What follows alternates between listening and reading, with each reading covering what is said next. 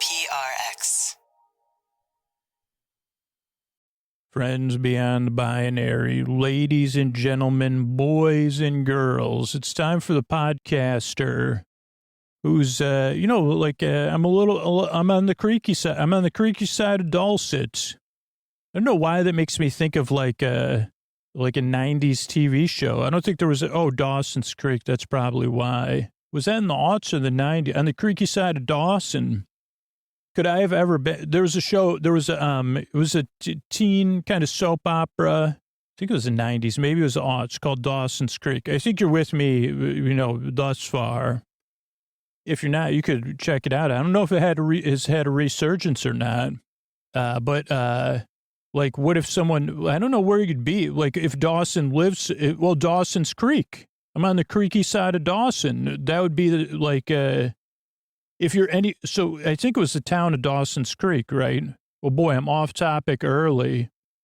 I guess I got to get back to this. Maybe I'll remember it because I forgot this is just the very beginning of the podcast, not even the intro. Welcome, by the way, to Sleep With Me.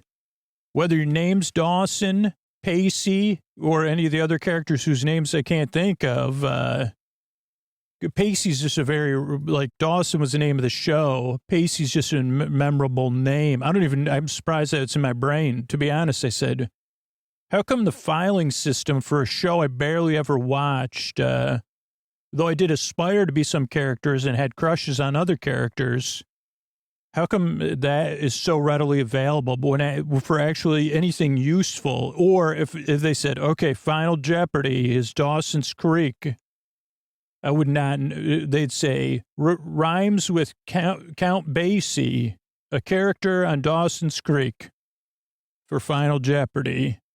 I'd have nothing in there. Basie? Maisie. I put question mark, Paisley? No. So this is the very opening of a podcast called Sleep With Me.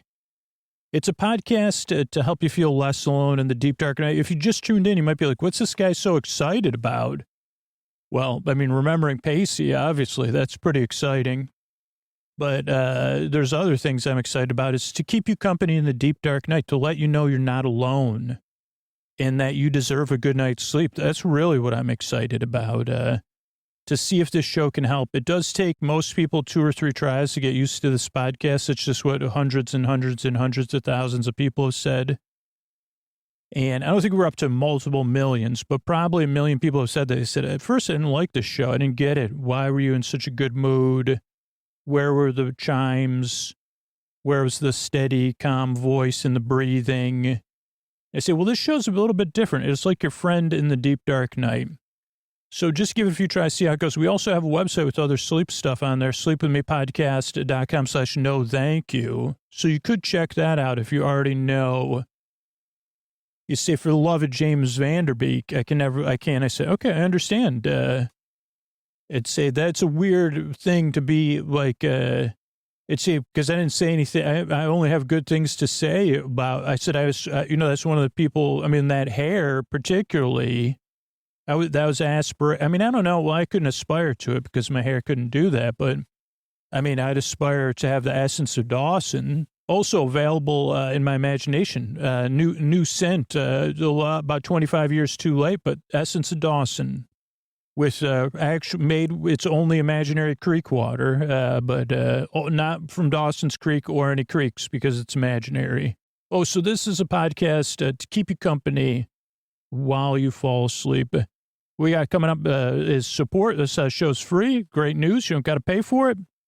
Then a long, meandering intro. You don't want to miss out on, even if you don't like support of the show or whatever, because it's meant to ease you into bedtime. We'll obviously be talking more about how to be on the creaky side of Dawson. Wouldn't want to be on the cranky side of Dawson, though. I don't know if Dawson was cranky. I didn't watch enough episodes. Maybe like in between, not in between takes, but, Dawson had to live a regular life when they only show the interesting parts on that show. Sunsets, minor, you say, well, I wrote a poem in my notebook and this person thought, I don't know if that was a plot of an episode and they thought it was about them, but it was really about them. And, what was I saying? Long meandering intro. That's meant to ease you into bedtime. Then we'll have a bedtime story where we'll look at a Buster Keaton film, a silent movie. That'll put you right to sleep, or keep you company. So that's the structure of the show. I make the show, like I said, because you deserve a good night's sleep. So I'm glad you're here. And these sponsors are what enable me to do it for you for free twice a week.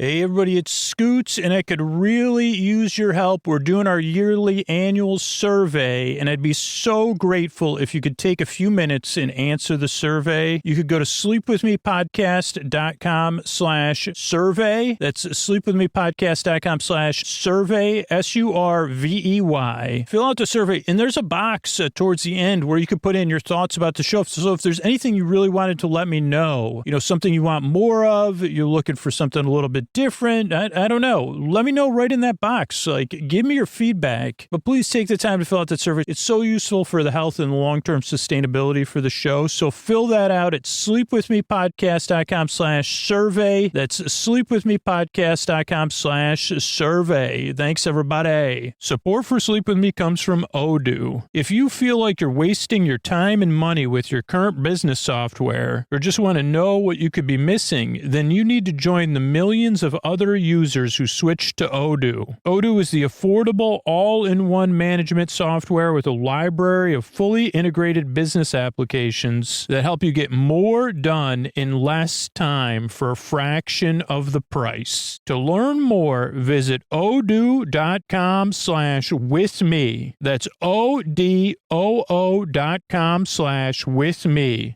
Odoo, modern management made simple. All right, everybody, it is time to talk about tonight's sponsor, Helix Sleep.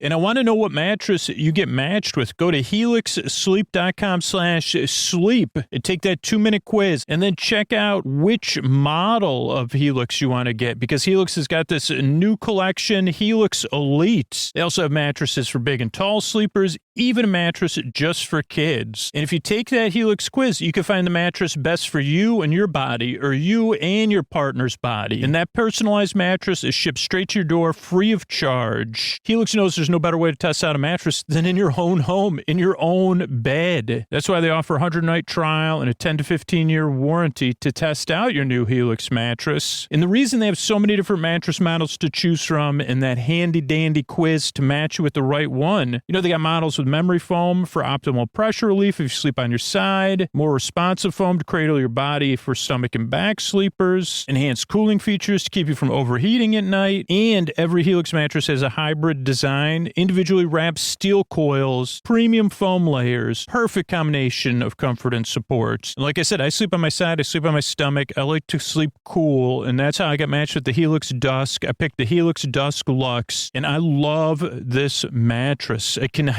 But you could find the best mattress for you by taking that Helix mattress quiz. Setup is fast and easy, comes straight to your door, delivered in a box for free. Helix mattresses all come with a 10 to 15-year warranty depending on the model. And Helix is offering 20% off all mattress orders and 2 free pillows for our listeners. You go to helixsleep.com/sleep. This is their best offer yet. It won't last long. With Helix, better sleep starts now. That's helixsleep.com/sleep. And you can take the quiz for free. I don't know what you're waiting for, because I'm sleeping so good. I want you to sleep so good too. So take that quiz. Let me know what you got. Thanks, everybody. All right, everybody, it's time for the Sleepy Supporters on the one part of the podcast. I need you here. It's where I pop my peas, if you please. I thank the listeners who supported the sponsors or took action. And I'm looking for a specific type of listener, 1 out of 10 listeners. If you're that one person out of 10,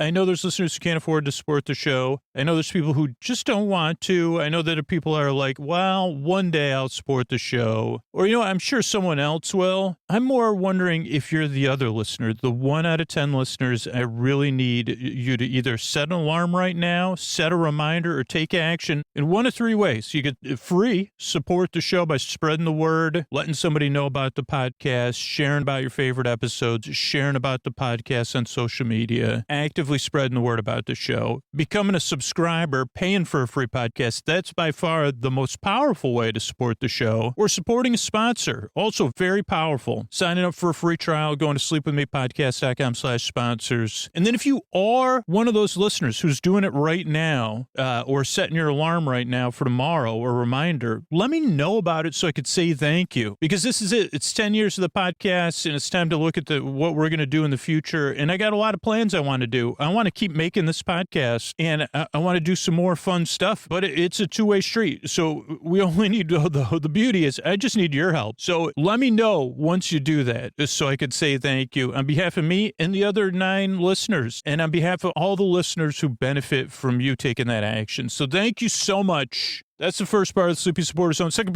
part is you getting the support you need right now. If you need extra resources, there's links in the show notes where you could take action, including international resources. It's about being a part of positive change, not just saying Black Lives Matter, not just saying stop AAP, I hate, not just saying support Ukraine, but taking action, learning more. There's resources where you could do that. There's also organizations you could support in our show notes. One of the communities Sleep With Me is part of, though, is the Sleep Podcast community. And there's a Sleep podcast I want you to check out. It's called Northwoods Baseball Sleep Radio. Now get this, it is one of the most ambitious podcasts, not even a sleep podcast, one of the most ambitious podcasts I've ever seen, one of the most creative, one of the most amazing, and one that transports you. Northwoods Baseball Sleep Radio is a full-length fake baseball broadcast for sleeping. Available wherever you get your podcasts, right in your podcast app, or at sleepbaseball.com. I mean, this thing, imagine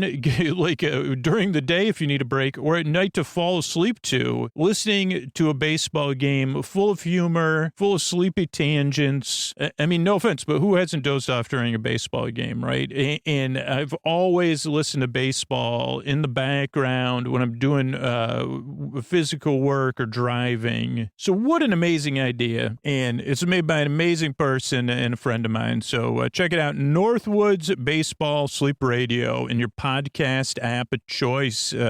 Thanks, everybody. Oh, Mr. Bart, a lot of people work out very hard on this show. Who are they? Posty poster son sounds like an earful. Wrote the theme song. Edits episodes. Carl W. the legend. Also edits episodes. Ashley, Kenny, Scotty, Jennifer. Runner. Eric and the team at Astound are on the website. I am the mystery bar. I do the lullabies, yeah. I do commissions at JonathanMann.net. I'll write a song for you. Any reason at all. You can tell me the story and I'll make it personal. You see the kindness shine straight on through when the listeners form their own Facebook group.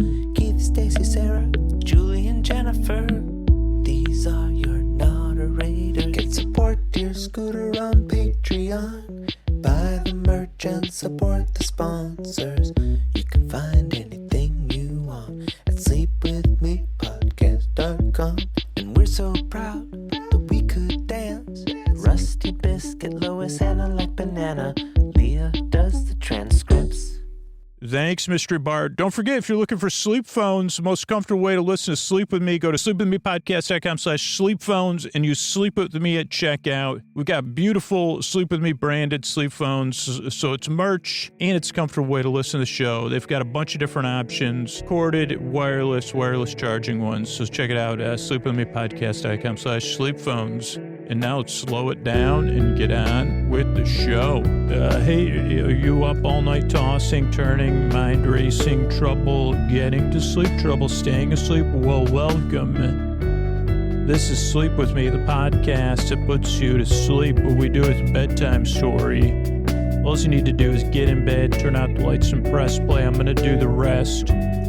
What I'm going to attempt to do is create a safe place where you could set aside whatever is keeping you awake. It could be thoughts on your mind you're thinking about the past, present, future, TV shows, streaming shows, It could be thoughts about anything. It could be emotions related to those thoughts or feelings that are just there, physical sensations, changes in time, temperature, routine, schedule, work schedule, travel, guests, anticipation, dread, whatever it is. The reason I kind of go through all that is to let you know you're not alone. There's other people listening right now. And while I might not know exactly what you're going through, I can guess it's probably not easy. And I can probably relate to how it feels. I don't know if it feels anything like, when I can't sleep or when I'm thinking thoughts, feelings, physical sensations. But I can relate. If I can't relate to how it feels, somebody listening right now probably can. And it's important to know, like for you to know, we're alone together and we're together alone or whatever. I don't know. There's not quite it's not a quaint, I don't know if there's a quaint way to say it ever, but it's not easy in the deep, dark night. That's why I call it the deep, dark night. But this podcast is a little bit of a salve. Just to let you know, hey, there's other people listening that know how I feel and that believe you deserve a good night's sleep. You deserve a bedtime where you get the rest you need so your life is more manageable. A bedtime you don't have to dread. A bedtime you could feel neutral about or look forward to. So, that's really what this show's here to provide. To be a friend in the deep, dark night that keeps you company, that takes your mind off stuff, a friendly presence. And also the idea that there's other friendly presences out there listening along at the same time as you. That don't think, hey, why don't you just try to sleep harder or whatever? Why don't you close your eyes tighter? That know, that say, hey, this is tough. And I really do want to get some rest. So that's why I make the show. Those are the two reasons I make the show. What I do is I send my voice across the deep, dark night. I'm going to use lulling, soothing, creaky, dulcet tones, pointless meanders and superfluous tangents, which you've already seen, creaky related pointless meanders and superfluous tangents where I go off topic and I don't really know what I'm talking about, but I still keep talking. And if you're new or you're a regular listener, believe it or not, James Vanderbeek and Dawson's Creek have come up before in this intro. I don't know when, and I don't know what I talked about. Maybe I talked about the creaky side of Dawson, but this one, I don't know if I laid out a geographic definition of it. Because, well, one, I mean, let's use our imagination, because I think it's an imaginary place. One, you'd have to say, what is it? How can you define a creaky side of town? And I'd say, well, if you were in a conversation with somebody else and you were physically closer to the creek than them and you were in town, or on the side of town that was closer to the creek, you'd be on the creaky side of town. So that would be one way to define it, an easy way. But let's also say that Dawson's Creek has a creaky tone. Let's just imagine it's actual, like a Hollywood creek. I mean, it's a Hollywood, I mean, I don't know if it was filmed in Hollywood, but, and I don't mean it like people say it like pish posh. I mean, a glamorized creek or an idealized creek. Scoots, how do you, well, it has to be creaky. I mean, come on. We all know, I mean, let's not like bandy about, this isn't a debatable thing. Can there be an idealized creek? Yes, there can. What is okay, I'll just give you my definition of an idealized creek. Like it's creaky, like, there's a lot of swishing water, maybe not any giant, rocks. It's rushing, it's swishing, it's swashing. And maybe it has, in certain hollows or areas, a creaky tone. So that would be the other thing. So then you could get into, you say, wait, we're having multiple definitions within the Dawson's Creek city. No, we don't have to be in the city limits. In the vicinity of Dawson's Creek. In the vicinity of Dawson's Creek, within the hamlet of Dawson's Creek. If you can hear the creek, then you're definitely... wherever you are in conversation, you're on the creaky side of Dawson. So you could say, like I just thought of this terrible joke, about cranky Dawson. Hopefully I'll remember. It's not even, I mean, it's not it's just not funny, but, just using Scoots, because a lot of people don't find me. You say, how do I know I'm on the cranky side of Dawson? What's the cranky side of Dawson? You say, well, if you scoot, whatever side of the room Scoots is sleeping on, if they're roommates, so that would be the cranky side of Dawson. Whatever side Scoots is on, that's the cranky side of Dawson. The person, was James Vanderbeek Dawson? I don't even know, honestly. That would be embarrassing. And not the first time I've gone on tons of tangents. Well, that would be interesting. Maybe he wasn't, because did he own the creek? That's a problem then.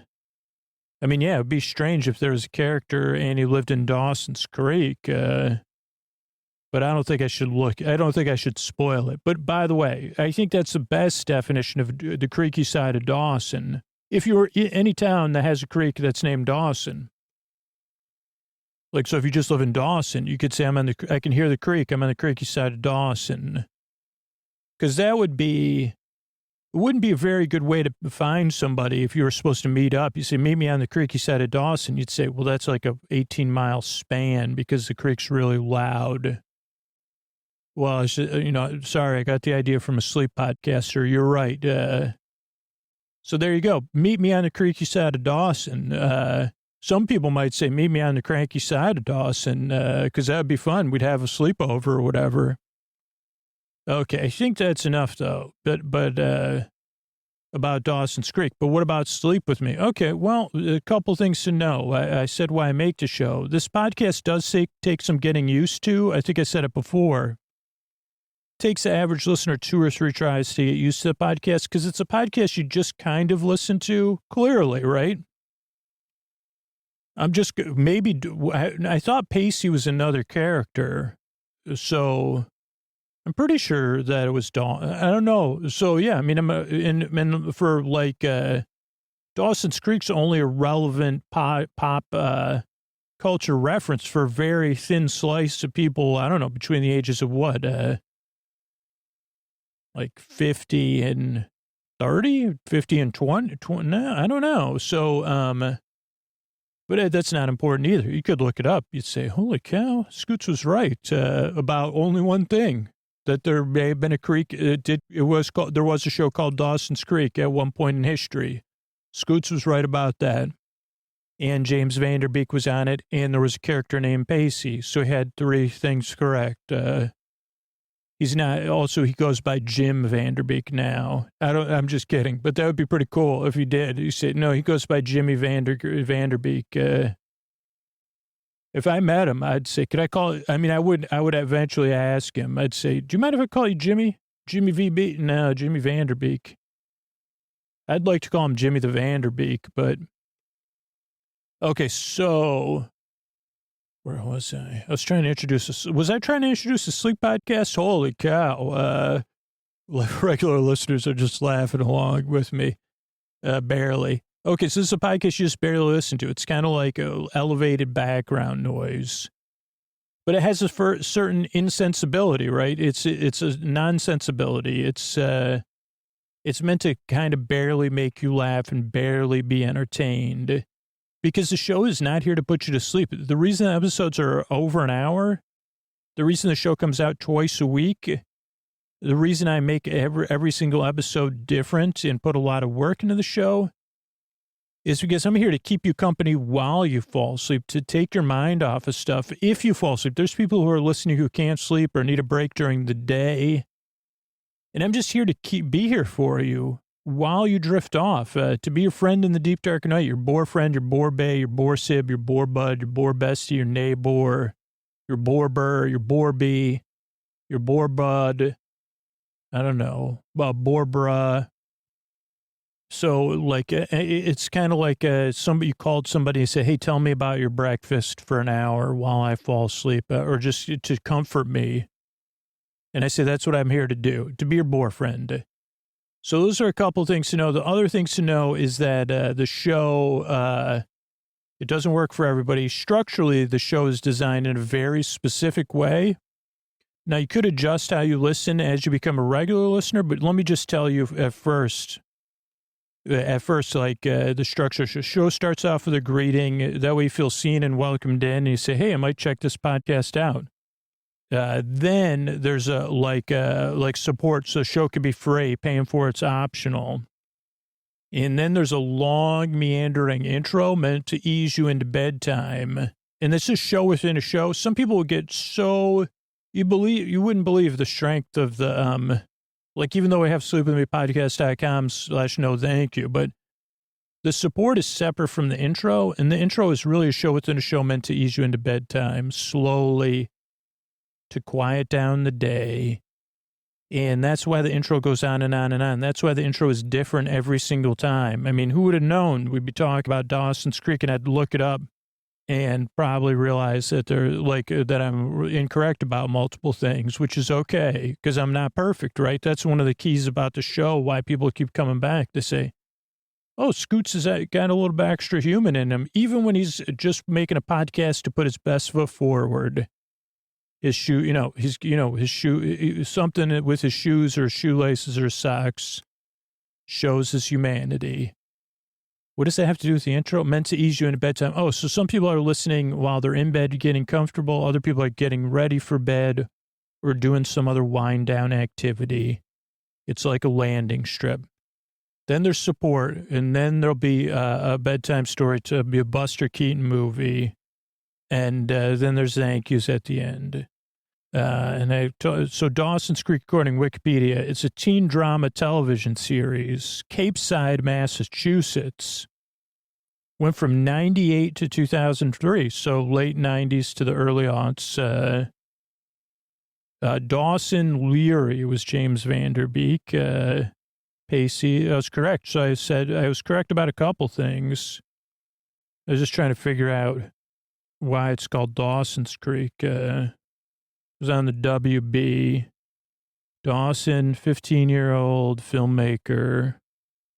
Okay, I don't know, but whatever. You let's just imagine the town was called Dawson and his name was Dawson. Or whatever. I mean, all those analogies still work. One, for a sleep podcast, but two, for a town called Dawson. It still works. Dawson's Creek. This is the creek that runs through Dawson. This particular creek is named Dawson's Creek. Our town's named Dawson. It could be you'd need only one creek, because if it was a town with multiple, Dawson, we're the creek capital of the world, man. We got more creeks than you can shake one of those water finding things that Scoots can't think about what they're called. One of those sticks that finds water at. So the analogy would work better if the town was called Dawson and there was one creek. If it was called Dawson's Creek, that wouldn't work, because you couldn't say you'd still say I'm on the creaky side of Dawson. If you said I'm on the creaky side of Dawson's Creek, you'd say, what does that mean? Like, because I don't, is there a difference between the two sides of the creek? So anyway, that's everything you need to know, is that I know very little, but I'm here to keep you company, maybe make you barely smile, and help ease you into bedtime. So I'm so glad you're here. I really appreciate you coming by. And I really hope I work hard, and I yearn and I strive. I hope I can help you fall asleep. And these are a couple ways we're able to do it for you for free twice a week. Sleep With Me is brought to you by Progressive. Most of you aren't just listening right now. You're driving, cleaning, and even exercising. But what if you could be saving money by switching to Progressive? Drivers who save by switching save nearly $700 on average, and auto customers qualify for an average of 7 discounts. Multitask right now. Quote today at Progressive.com. Progressive Casualty Insurance Company and Affiliates. National average 12-month savings of $698 by new customers surveyed who saved with Progressive between June 2021 and May 2022. Potential savings will vary. Discounts not available in all states and situations. All right, everybody, it is time to talk about tonight's sponsor, ZocDoc. And if you've ever been on the lookout for a new doctor, you're asking everybody you know for a recommendation. And you say, yeah, I just want a doctor who listens, understands me, and makes me feel comfortable and heard. And then finally, after a few weeks, you find someone, you say, this is the one, like that music comes in, whatever, where the sunlight's coming down. And they say, perfect, I'm going to call their office. I'm going to make an appointment. You finally get through and they say, no, I'm sorry, this doctor does not take your insurance. Or we're not taking new patients. Well, don't worry about it because you know who has covered? ZocDoc. You just head over to ZocDoc and you find and book the doctor who's right for you and takes your insurance. You can see their availability right in the app. ZocDoc is a free app where you could find amazing doctors and book appointments online. And we're talking about booking appointments with thousands of top-rated, patient-reviewed doctors and specialists. You could filter specifically for ones who take your insurance, are located near you, and treat almost any condition you're searching for. And their doctors all have verified reviews from actual patients, not bots. The average wait time to see a doctor booked on ZocDoc is between 24 and 48 hours. Once you find the doctor you want, you book them immediately with just a few taps. No more waiting awkwardly on hold with a receptionist. And here's the thing. I love hearing from listeners who are using the ZocDoc app. I know my experience, but then I hear about people that got new insurance or moved to a new city and they wanted to find a new doctor and they loved seeing the reviews, the availability, and that they take their insurance. So I've used ZocDoc. Listeners have. You should check it out too. Go to ZocDoc.com/sleep and download the ZocDoc app for free. Then find and book a top-rated doctor today. That's ZocDoc.com/sleep. ZocDoc.com/sleep. Thanks, everybody. Everybody, Scoots here. We're doing another one of these Buster Keaton things. Buster Keaton. Sleeping with Buster Keaton. I don't think that's what I called it. But, so yeah, but this is like so this movie's called Balloon Bud, and, it's just so, we'll see if we can make sense of it. It's 22 minutes or 23 minutes, depending on the version you find. And it's 1923, but we'll run through it. I think it's sleepy. And then we'll see how long it takes me to meander. Maybe we'll do 2 movies, or maybe we'll stop and look stuff up. I don't know. We'll see how this goes. So this was a first national picture. Buster Keaton and Balloon Bud's name may have been changed to become more sleepy. Eddie Klein and Buster Keaton have written and directed. Buster's in quotes. And oh boy, does it start off...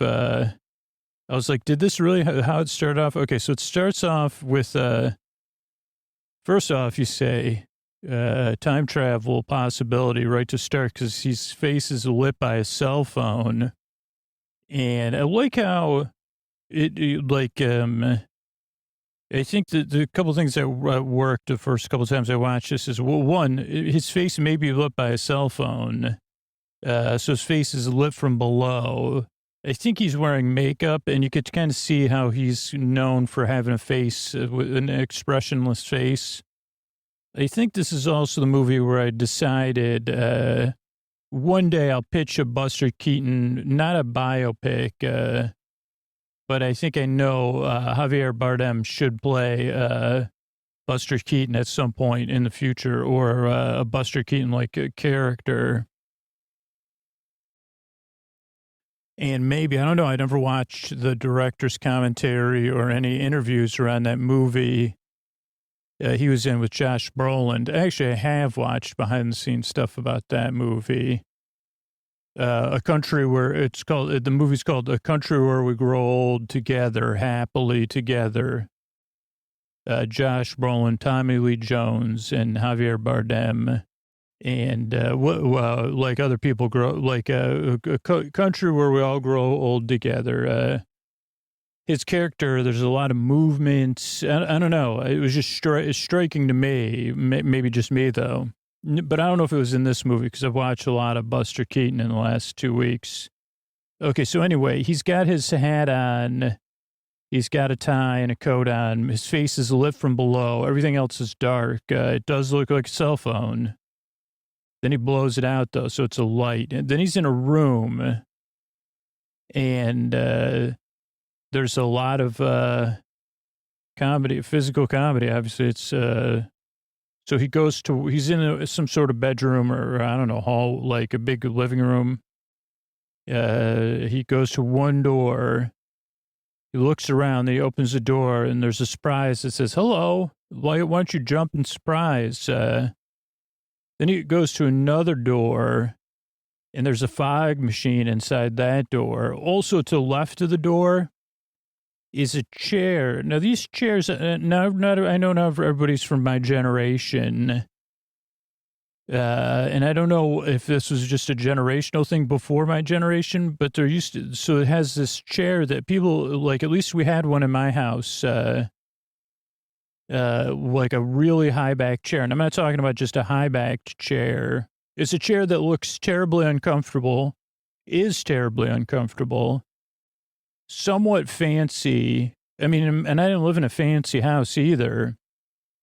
Usually it's like if you were to label the chair, if it was ever actually used, you say that's a chair where you tie your shoes, or when someone comes in and they just sit down right away.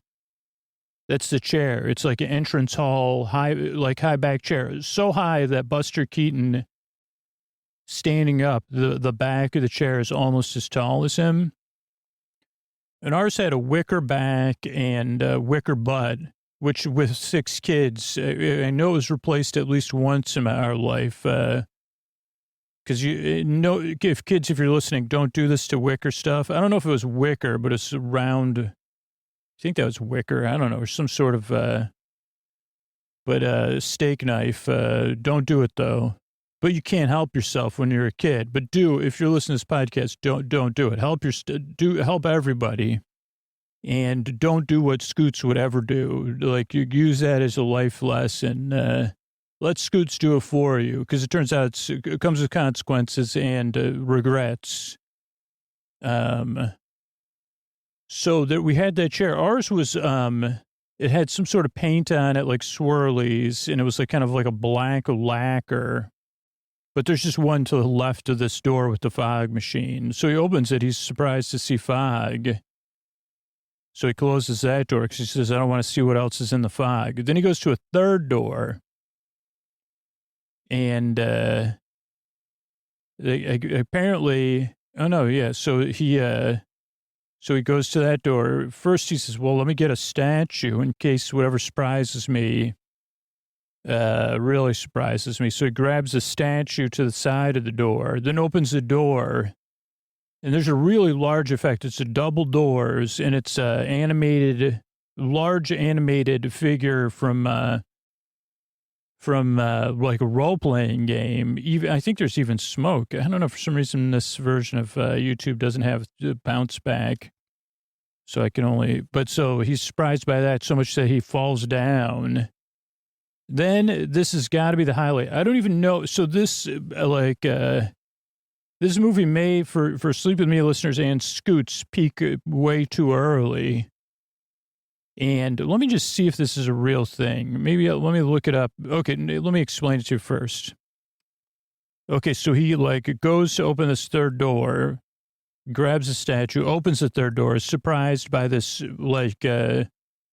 I don't know, 5 feet tall, 5 feet wide, large being that could have different flavors of breath.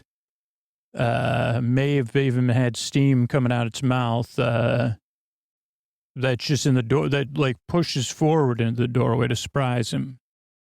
So then he finds a door in the floor, kind of like a door for stage performances. And that door opens up. Okay, then it cuts when he goes through the floor. And we see outside, we're at some sort of seaside amusement or what are those things called? Boardwalk amusement. Now, I'm not making any of this up either. And that's why I say this peaked early. There's something called the House of Trouble. And right when I paused it, there's just barely a minute in. It has a large thing, the House of Trouble. We're getting right now it's a wide shot. And there's someone outside advertising for it in a suit, barking, saying, come on in, House of Trouble. It's the house, if you ever wondered what it was like inside of Scoots' brain, We've just seen it in 3 acts and 3 doorways. Fog, something way bigger, and something from the past, Past to future imagination. 5 cents. I think it does have a price coming up. There's a few people walking by. There's someone also in a ticket booth, which is like, it seems to be, what is that called? Like a ticket booth is sunken in. And then on the roof of the ticket booth is a slide. But the slide goes right outside. My goodness. Like it's very comedic too. But there's a slide that just goes out of the House of Trouble right onto the side of the sidewalk. So gently for Buster Keaton. And I think it'll zoom in next. Let's just see. Let's hit play again. So he lands, he sits down, he looks behind him. 10 cents, trouble, get into trouble, 10 cents. And this dude's like, come on in, House of Trouble, slide on out. There's probably other ways outside of the House of Trouble. Then a woman comes and pays. She goes up to the thing. And she's very happy. She's totally optimistic. She's like giggling when she gets her ticket and hands it to her. Now, I don't know if Keaton is like being, he's like, well, I got to go. He goes, I don't know what that, is that Schadenfreude? And they say, what are you talking about, dude? This is the House of Trouble. You get into trouble for 10 cents, just 10 cents. Good question. How much was 10 cents in 1923? I looked up House of Trouble, but that's kind of a general term. How? Okay, this can't be right. No, that's for retirement. 10 cents adjusted for inflation since 1923, $1.76. So, yeah, $2. Okay, so makes sense. Actually, it's a bargain because usually, but anyway, even at 10 cents in 1923 dollars. So then Keaton sits down, this carnival person or whatever is advertising. And, Keaton is in for, let's look up Schadenfreude and let's see if Scoots can learn some stuff here. Yeah, this is the one time I'm actually using a word correctly. Pleasure from somebody else is not having to work out, which you could say by viewing this, you're doing it, but we're not, we're delving in. So then he sits down, then he gets up off the curb, he clears out, there's like a couple leaves or something on the area where the slide should end. And clearly it's a relatable character. And I mean, I read into a little bit of Keaton's history, so he is relatable to me in more than, but he's not a patient, his character is not a patient person. Then he sits back down and he's like, then he stands back up. Then he can't wait. And then he tries to like flirt with somebody walking by. That doesn't go well. So then he has low letdown. And then they say, you want some Schadenfreude? And then the woman comes down the slide and gently arrives with Keaton, connects with Keaton. She says so much fun. She goes right back in. And that's the end of that sequence. But let's just see. I mean, I looked up, it's just let's go to this other tab. There's a lot of things called the House of Trouble. And Mickey Mouse Funhouse, no. House of Trouble lyrics, Funhouse. So I don't know if we'll ever know. I mean, not right now, but I don't know. I had no idea there'd be something called the House of Trouble where he'd be surprised. But then he goes off and then he sees, I think it's the same woman he was trying to flirt with. She's trying to cross a puddle. This was always the thing, I guess, in silent films, in cartoons, which with Looney Tunes, like with Bugs Bunny and maybe even Donald Duck. This was a staple of these type of cartoons. There was a time, and you always say, what happened? Kids today say, what's up with these adults? and like you say, okay, well, here's the thing. When our value system was based on consumption of media to encourage us to eat for sugared cereal mostly, and, drink juice boxes that contain no juice, and fruit by the foot, which is, I don't know if that contained any fruit either, but, what do they call it? Before they had fruit by the foot, it was the roll-ups. But by the way, like during that consumption, like one of the standard values from the past, because we were already watching rerun cartoons, so I don't even know when these cartoons were made. There was this thing that said one of the value system our society has is that, like there's something with puddles, and puddles form a huge a huge opportunity for romance and chivalry, but also a huge challenge. And so this is what happens here is there's a puddle, but usually it's also set up as an expectation, in this case, very well. But because we've been set up with this expectation enough, it's not as surprising as the whole House of Trouble thing, which because this movie actually has like a very cold, like I would say a cold open, you just get Keaton in this room. But so he goes and tries to lay his jacket down to show his chivalrousness, and she goes and steps in his jacket, gets in a car with another dude, and they drive off. And then his jacket's soaking wet. Then we see Ye Old Mill. This must be a movie. Also, there's so then he's like flirtatious or something. He sees this woman go to a movie, Ye Old Mill. Or is it a ride? I guess it's another ride. But there was ice cream for sale. I wanted to see how much that ice cream was. Can we go back? Yeah.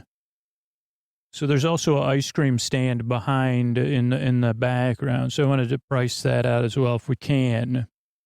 So I rewound it. She's getting picked up in a car, some sort of, T-model type of car. 1923 was when so soft drinks of all makes, Crescent ice cream. Oh, I missed it again. Maybe we'll get another shot of it. 1 cent for something. Wish I had the thing where I could just jump back. Oh, well. So she pays for a ticket to go on Ye Old Mill. Then he buys a ticket. So this is like a water ride. I already forgot. It's a boat ride. So then they're in the same boat together. She also has a really cool purse, by the way. And kind of like, Journey into the Pirate's Friendship or whatever. They go off. They go fade in and they fade back out.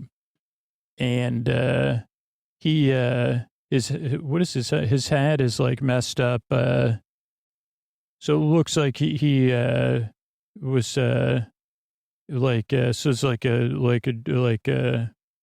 it looks like his hat got wet in the water. The same day, the National Geographical Society was sending an explorer on a scientific expedition.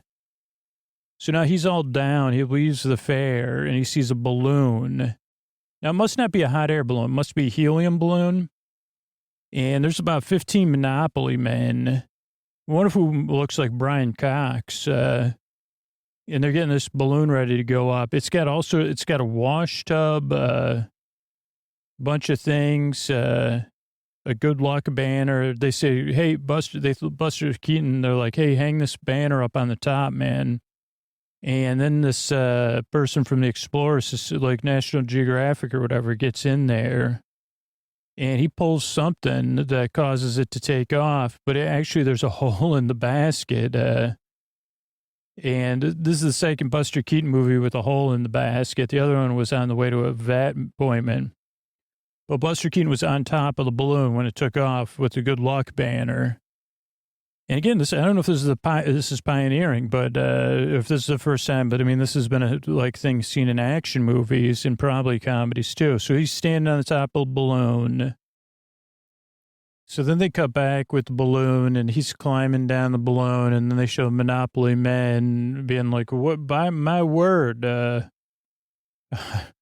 who makes baskets here in this silent movie era? Then Keaton gets in the basket, realizes the basket has no bottom. Then it was pretty cool, like, of him, like, trying to, like, sit himself in the basket. Then some time has elapsed, and he's, like, been in the basket so long that he's doing his laundry. But he has found a way to stand up in the basket. And he's even trying to dry his laundry. He puts out some wooden ducks. Because he says, I decided I want some pets and I want to make a mobile.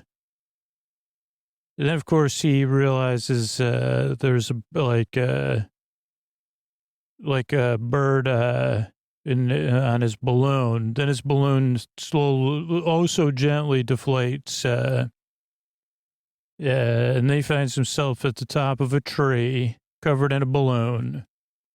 And then after a little vulcanizing, the prince and the balloon pause to get their second wind, according to the word card. So then we see him working some sort of, I don't know what he's working on, some sort of pipe. I don't know if he's filling it with hot air. He also has a canoe, like a 3-part canoe. Which he ties together, or maybe he found somebody else's canoe. I didn't understand that. Then we see a woman fishing. Then he's getting ready to go fishing. Again, this was like I guess I'm still confused by it all. Whatever. He goes fishing. He's got waders on. I think he's doing fly fishing. So I'm not. He goes in till it's really till he ends up swimming. He doesn't successfully collect any fish, but his waders fill up with water. Then he does a handstand to get the water out of his waders. So that's good. He actually is good at handstands, I think, from a yoga perspective. Water's really moving, so I'd say, hey, I don't think you're going to catch any fish. Then he ends up hooking his rear end, and then he hooks his rear end over a branch. And we also see this woman fishing. I think she thinks she's catching something. I don't know if it's his. At this point, he's like, his pants are falling down. He's waddling. He's got a string everywhere. He's lost his fishing pole. So then he starts fishing just like he's holding the fishing line by his hand. And he's out on a little isthmus or peninsula. And then he gets in the water. And it's very comedic, him moving around. I think there's even a fish. Very good humor. Then he's trying to, he's using his pants, like, to keep some fish moving, maybe. Then we cut back to the woman fishing. She actually catches a fish. But then in whatever this, like, just like the wicker chairs, her fish basket has a hole in it. Then we see him go up a smaller creek. He's like guiding the fish. He's saying, go this way. Then he tries to build his own dam. And I don't know. Then we see the woman is camping. Then he fully built a dam. I said, well, that's quite a good work there. The woman that was fishing is now swimming, and his dam is holding back a significant amount of water. The dam he's built is about, if he's 5'6", it's 5 feet high. Clearly kind of get an idea. He starts picking up fish. So I guess he's like blocking a small creek tributary that should go into the, was this the intro where we talked about Dawson's Creek? This could be Dawson's Creek. He's backed up.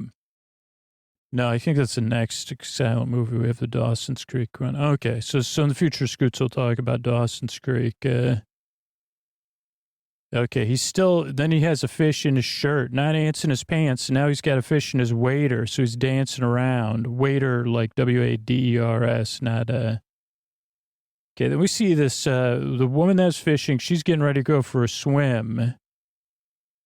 And he's still got fish in his pants. Then his dam fails. He starts swimming. But he's not very good at swimming, so he's doing a lot of flopping. I think it's his waders are so full of water. And this is a big creek to a river size thing.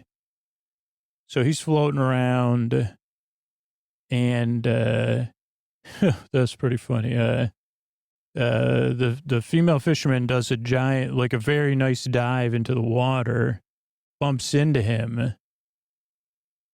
And then she says, "What are you doing standing in my way when I'm trying to swim? Get out of my river, man." And then he goes out of the river, walking. She throws something after him. She's like, "You really ruined my dive into this water." So he's like waddling away on his waders. We fade out, fade back in. He's got a 3-piece canoe now. He's got 2 tennis rackets.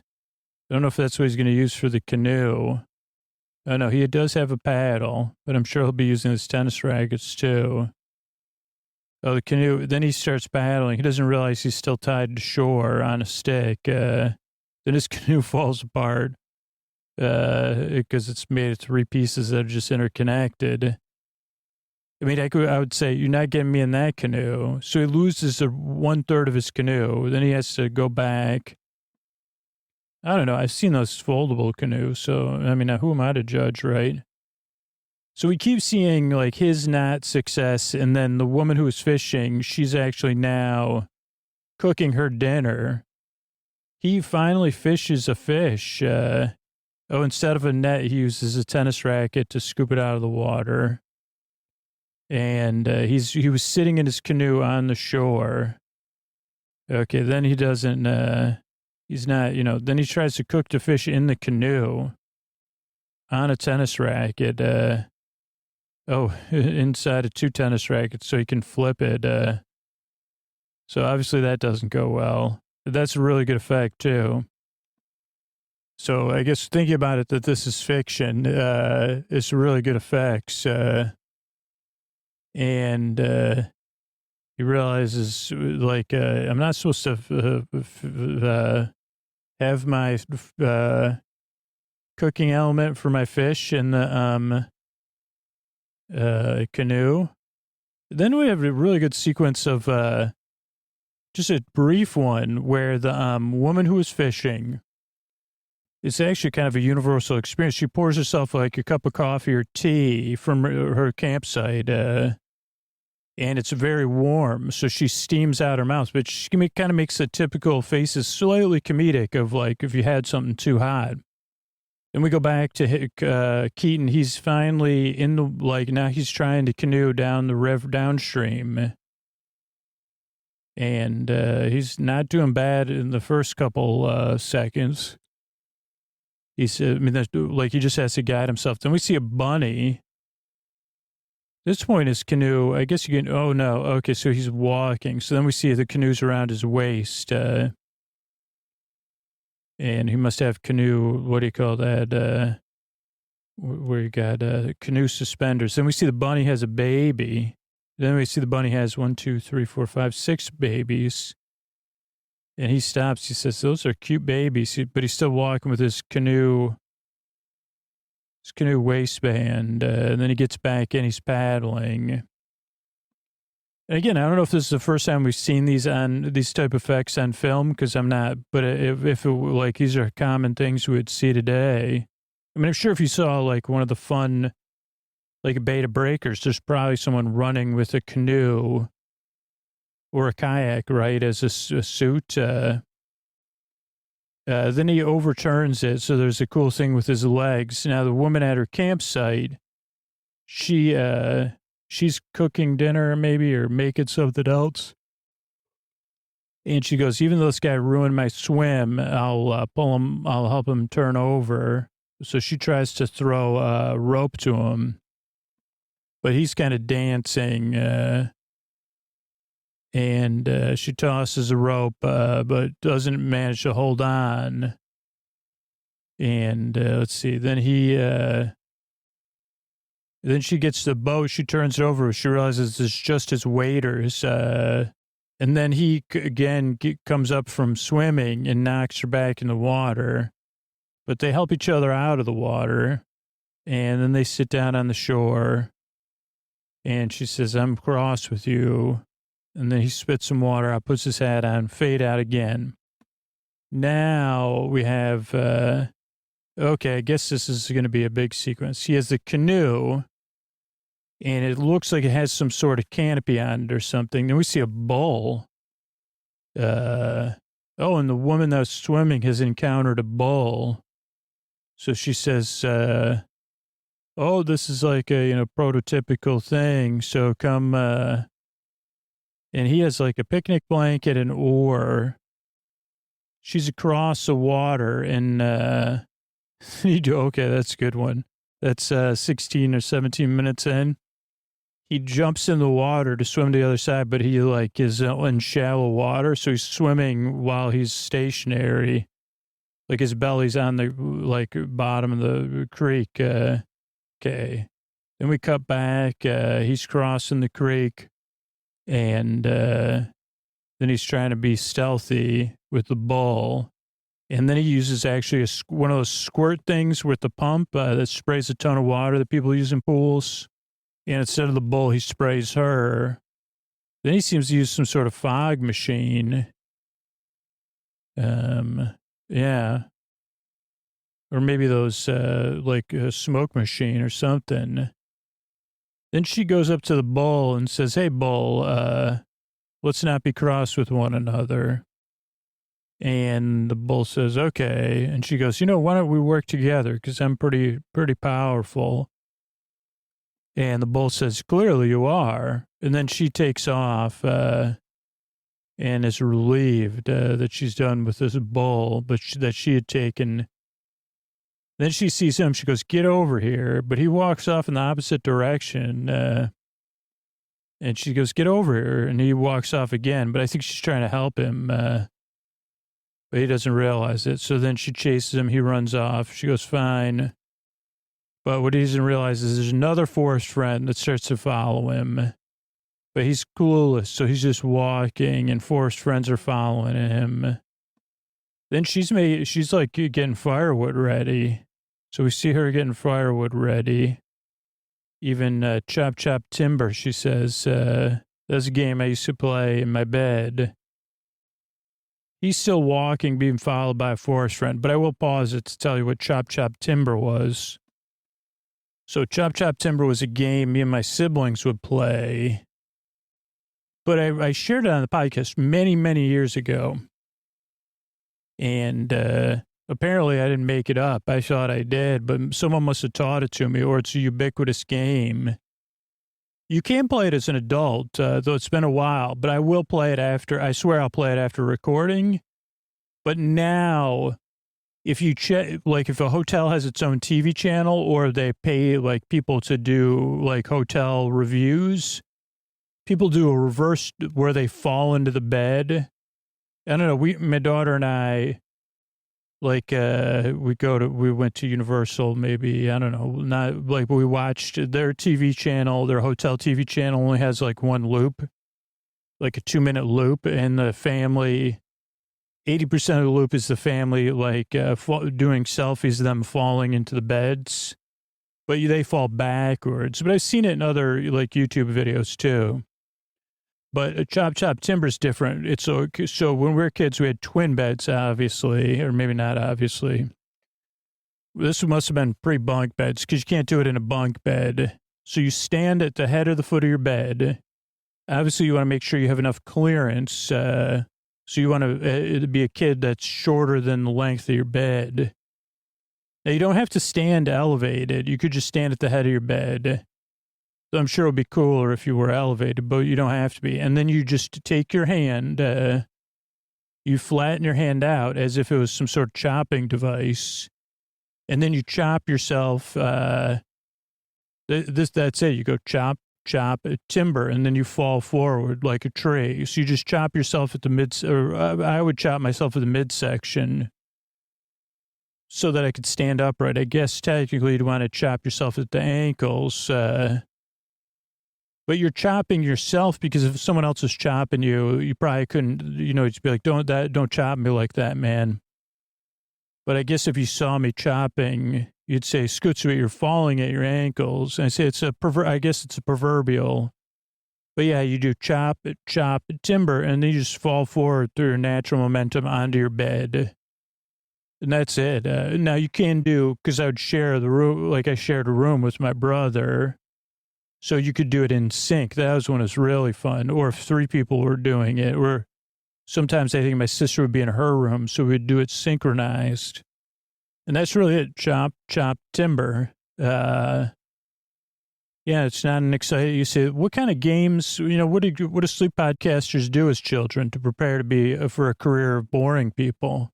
Chop, timber's one of them. It was pretty exciting to me. And now, I mean, we didn't have tablets, so any of you laughing that are younger, at some point around, even on the weekends, there was no consumable programming for children. So, and usually there was only 1 or 2 devices in your home that could consume media.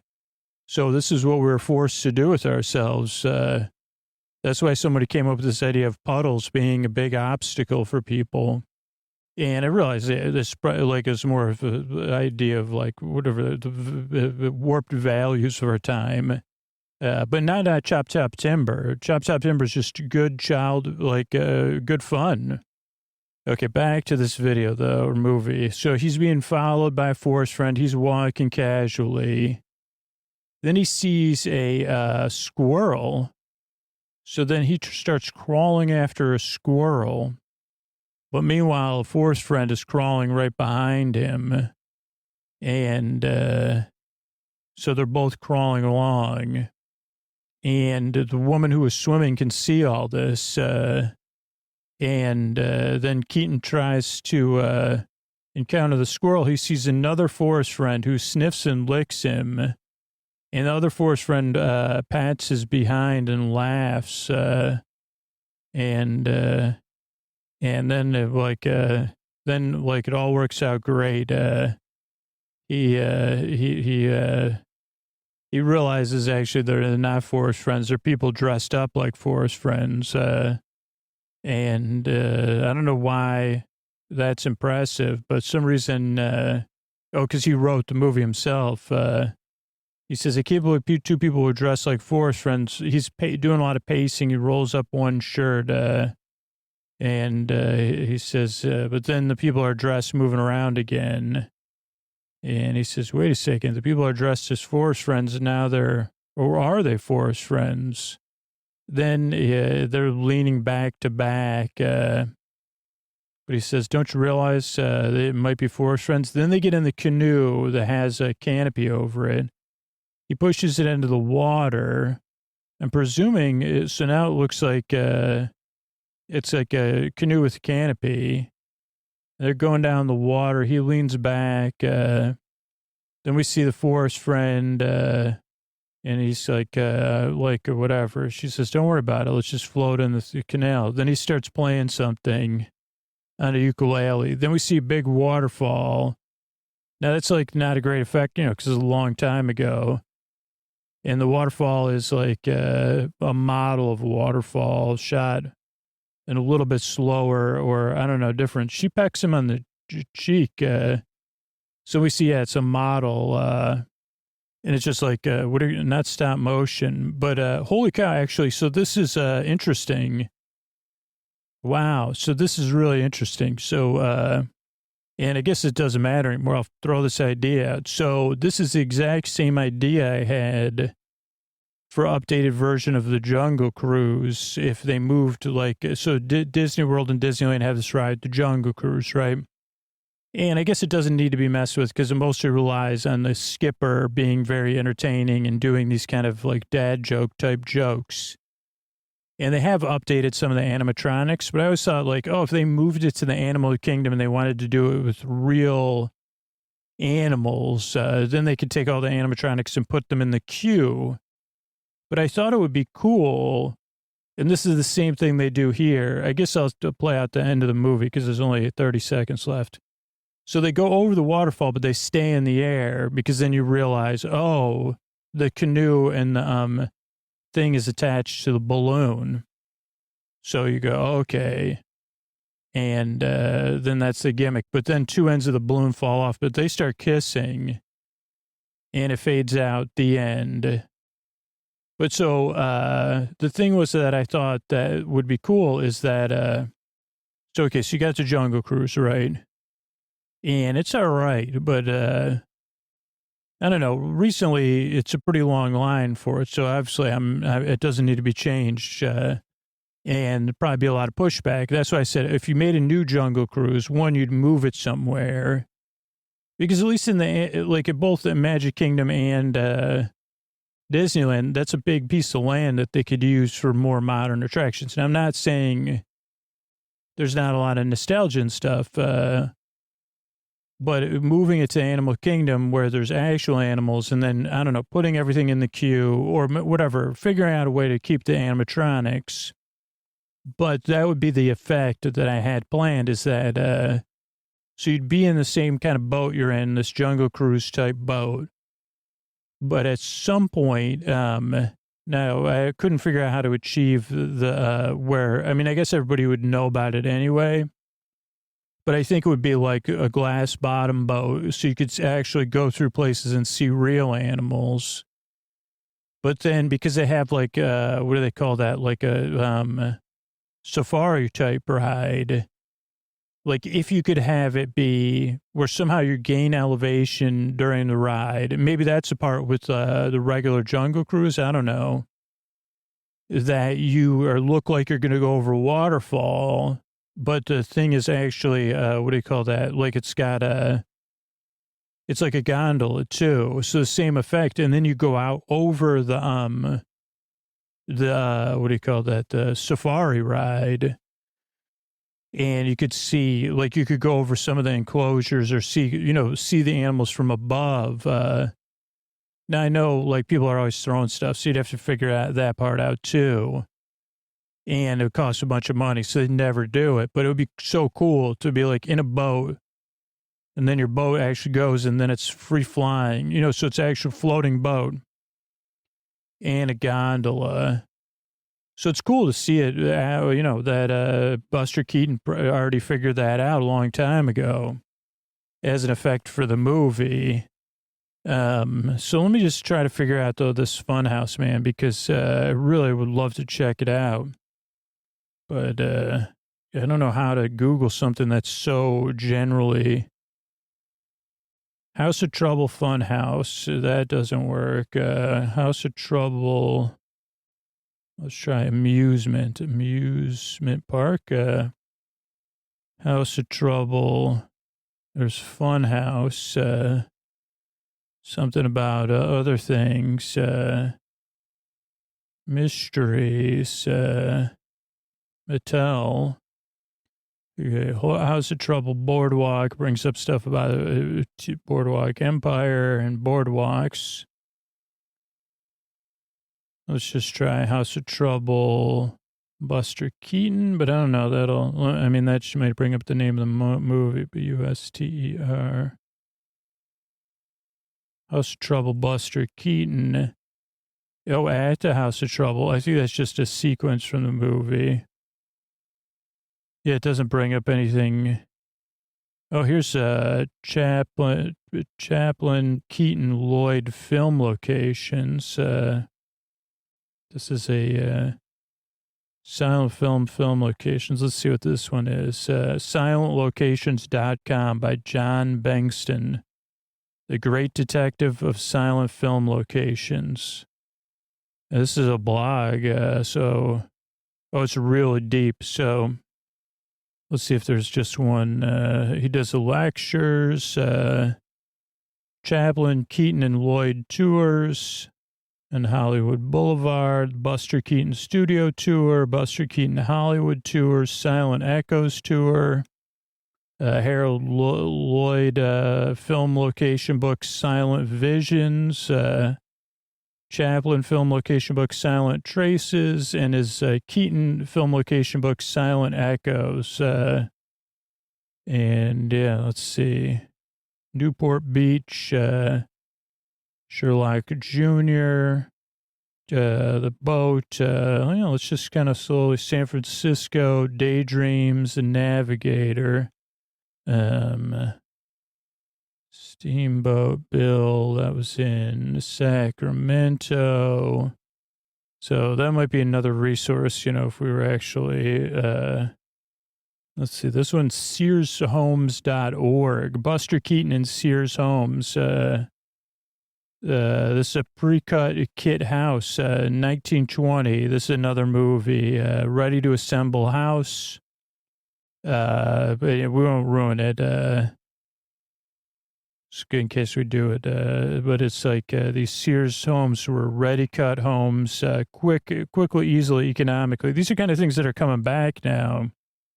And framing members were shown marked to thing. This has a book about it by the Sears Homes book. So yeah, a lot of like pieces of history here. But yeah, I can't find anything about this House of Trouble. So maybe it was just made for the movie. Maybe if we put House of Trouble 1920s as we kind of roll towards the end here. House of Trouble 1920s.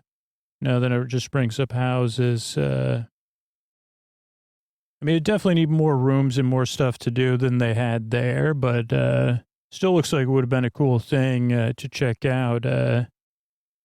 And I don't know. I mean, maybe I need to learn more about fun houses from the 1920s to get to the bottom of this. But yeah, for the time being, that's a little bit about silent film, sleeping through silent films while Scoots rambles on and on and on. Good night, everybody. All right, I want to thank everybody who became a patron recently. I want to thank Molly, Abby, and Becca. Thank you, thanks, and good night. Carrie, Sene, and Shauna, thanks, and good night. Daniel S., Daniel R., and James, thank you, thanks, and good night. Regina, Alicia, and M, thank you, thanks, and good night. Monica, Bebop, and Mish, thank you, thanks, and good night. Patrick, Shayna, and Jesse, thank you, thanks, and good night. Kay, Priyanka, and Karis, thank you, thanks, and good night. Math, Mark, and Lisa, thank you, thanks, and good night. Dara, Emily, and Uliana, thank you, thanks, and good night. Lily, James, and Mary, thank you, thanks, and good night. And Emily, Ben, and Amanda, thank you, thanks, and good night. Thanks to everybody that supports the show directly on Patreon or through other subscriptions. And thanks to everybody that supports the sponsors. And thanks to everybody that sends feedback or spreads the word about the show or tries a free trial, whatever the free ways you have to support the show or interacting with stuff. I really appreciate it. And here's Scoots with a Tuck You In sponsor asking for something. That's how we've gotten up to 600 ad-supported shows available free for everybody. Thanks and good night, everybody.